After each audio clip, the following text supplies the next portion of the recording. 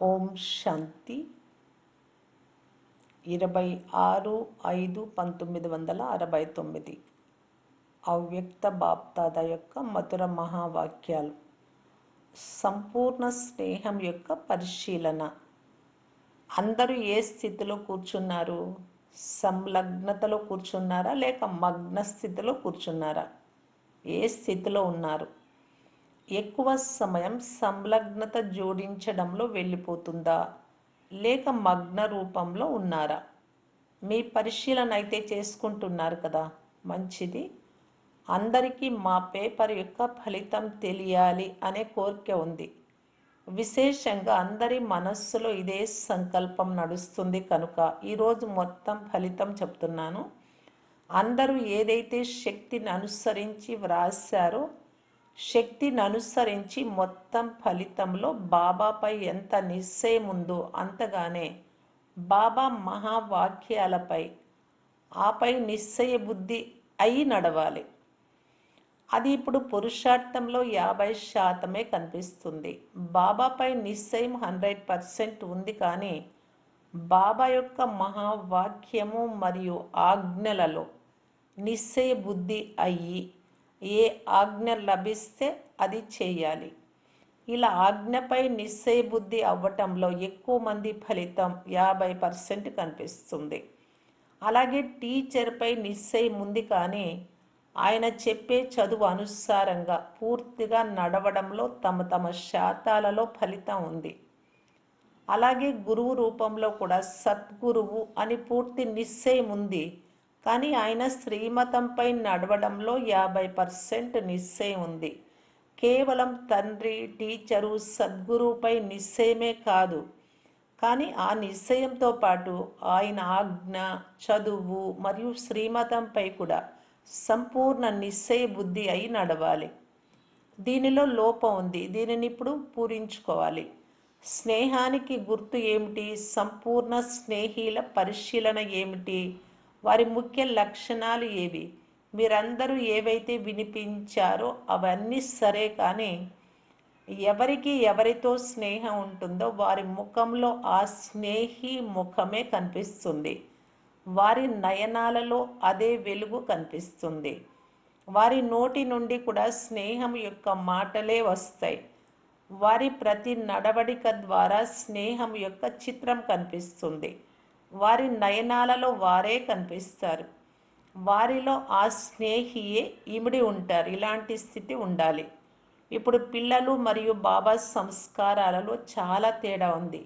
ఎప్పుడైతే సమానమైపోతారో అప్పుడు ఇక మీ సంస్కారాలు కనిపించవు, అవే కనిపిస్తాయి. ఒక్కొక్కరిలో బాబాను చూస్తారు. మీ అందరి ద్వారా బాబా యొక్క సాక్షాత్కారం అవుతుంది, కానీ ఇప్పుడు అదే లోపంగా ఉంది. ఇలాంటి స్నేహి అయ్యానా అని మిమ్మల్ని మీరు అడగండి. స్నేహము జోడించడం కూడా సహజమే. స్నేహ స్వరూపంగా అవ్వడము అనేది అంతిమ స్థితి. కనుక పేపర్ యొక్క ఫలితం వినిపించాను. ఇది ఒక లోపం. రెండవ విషయం, అందరూ ఏదైతే వ్రాసారో దానిలో సహన శక్తి యొక్క ఫలితం చాలా తక్కువగా ఉంది. ఎంతటి సహన శక్తి ఉంటుందో అంత సేవలో సఫలత వస్తుంది. సంఘటనలో ఉండటానికి కూడా సహన శక్తి కావాలి. అంతిమ వినాశనం యొక్క పేపర్లో పాస్ అవ్వటానికి కూడా సహన శక్తి కావాలి. ఈ సహన శక్తి యొక్క ఫలితం చాలా మందిలో తక్కువగా ఉంది. అందువలన ఇప్పుడు దీనిని పెంచుకోండి. ఎంతెంత స్నేహి అవుతారో అంత సహన శక్తి వస్తుంది. ఎంత ఎవరి పట్ల స్నేహం ఉంటుందో ఆ స్నేహంలో శక్తి వస్తుంది. స్నేహంలో సహన శక్తి ఎలా వస్తుందో అనుభవం చేసుకున్నారా? పిల్లలకు ఆపద వస్తే తల్లికి పిల్లల పట్ల స్నేహం కారణంగా ఆ తల్లిలో చాలా సహనశక్తి ఉంటుంది. పిల్లల కోసం అన్నీ సహించడానికి సిద్ధమవుతుంది. ఆ సమయంలో స్నేహంతో తన తనువు లేదా తన పరిస్థితి గురించి కూడా ఆలోచన చేయదు. అలాగే ఒకవేళ నిరంతర స్నేహి అయితే ఆ స్నేహంలో సహించడం కష్టం అనిపించదు. స్నేహం అనగా ప్రేమ తక్కువగా ఉన్న కారణంగా సహన శక్తి కూడా తక్కువగా ఉంటుంది. ఇది మీ అందరి పేపర్ల ఫలితం. మరలా ఒక నెల తర్వాత ఫలితం చూస్తాను.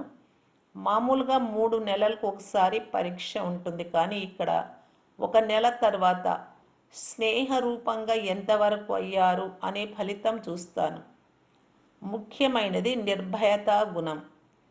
అది పేపర్లో ఇవ్వలేదు, ఎందుకంటే ఇది చాలా లోపంగా ఉంది.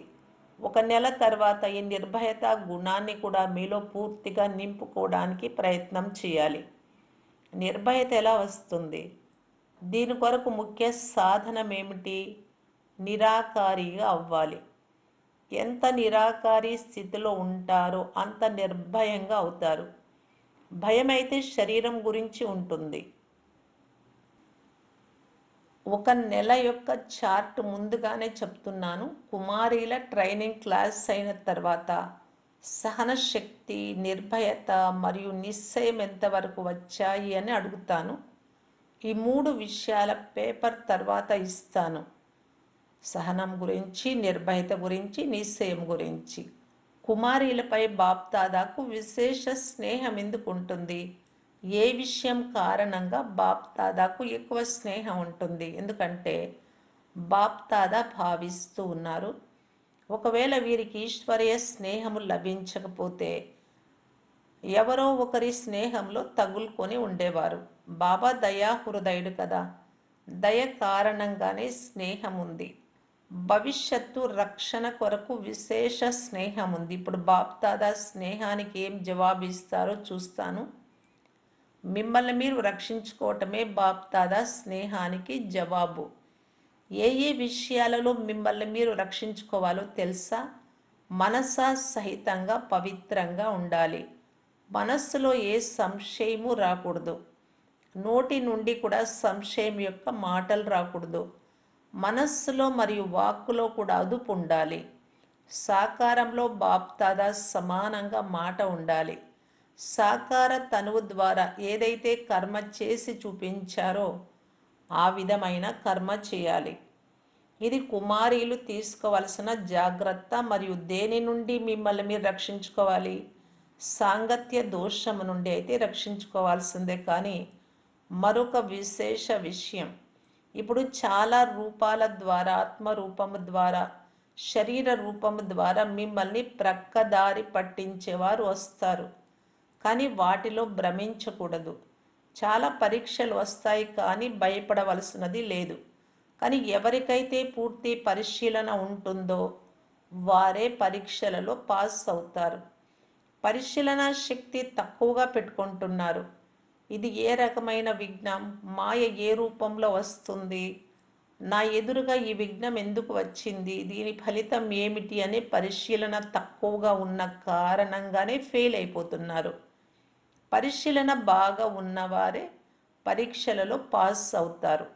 మంచిది. ఓం శాంతి.